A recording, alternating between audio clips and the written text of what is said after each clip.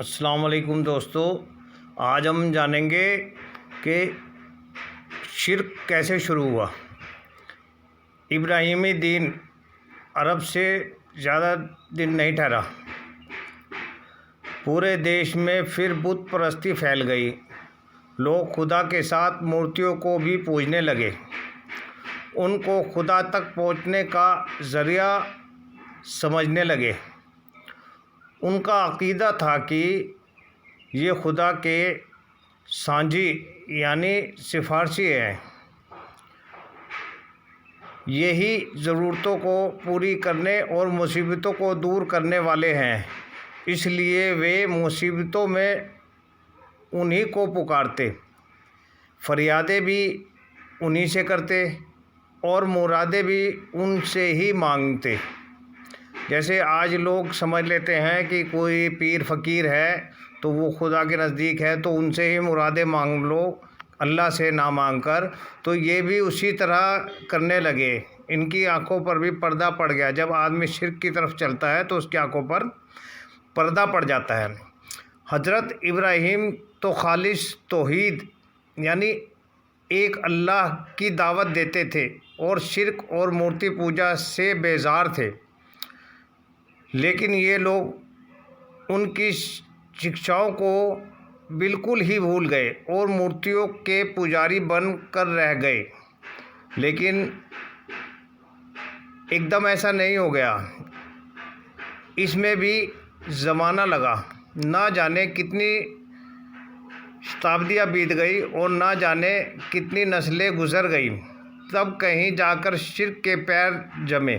یعنی ہمارے باپ دادا نے کسی نے کوئی کام غلط شروع کیا تو اولاد نے نہیں چھوڑا، اولاد نے اسے اور آگے بڑھایا، اس کی اولاد نے اور آگے بڑھایا، اس طرح یہ شرک کے پیر جمنے لگے۔ یہ شرک آیا کہاں سے؟ مورتی پوجا کا چلن ہوا کیسے؟ بات یہ تھی کہ حضرت ابراہیم علیہ السلام اور اسماعیل علیہ السلام سے عربوں کو اتیادک محبت تھی، بہت محبت تھی۔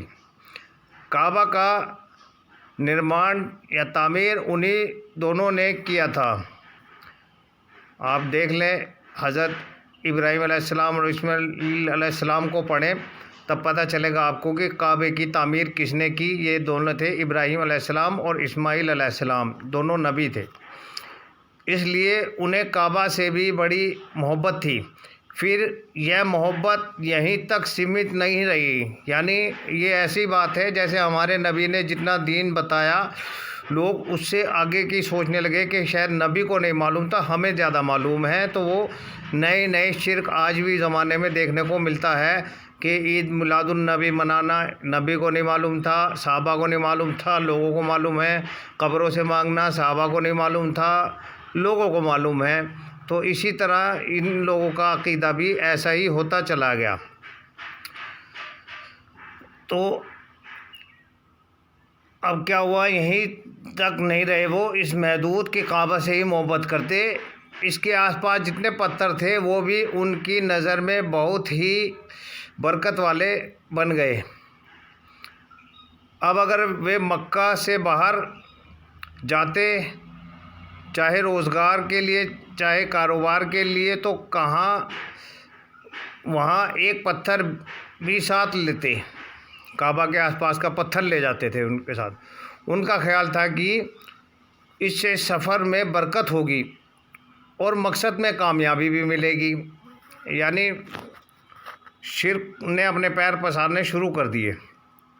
پھر بات یہیں تک سمت نہیں رہی، جو لوگ مکہ سے کچھ دور رہتے وہ کعبہ کے پاس سے پتھر اٹھا کر لے گئے اور اپنے یہاں لگا لیے۔ اب وہ کعبہ کی طرح ان کا طواف کرتے، حجر اسود کی طرح ان کو چومتے۔ بات یہی ہے، آج بھی آس پاس آپ کو دکھ جائے گا ایسے ہی، اور یہ انشاءاللہ پوری حضور صلی اللہ علیہ وسلم تک بات چلے گی۔ تو جو لوگ نبی سے محبت کرتے ہیں، اپنے دین سے محبت کرتے ہیں، دین کے بارے میں کچھ جاننا چاہتے ہیں، تو انشاءاللہ اس پیج کو لائک کریں، یوٹیوب پر سبسکرائب کریں اور فیس بک پر فالو کریں۔ ٹھیک ہے، اللہ حافظ۔ انشاءاللہ کل پھر ملتے ہیں اس سے آگے کی بات لے کر۔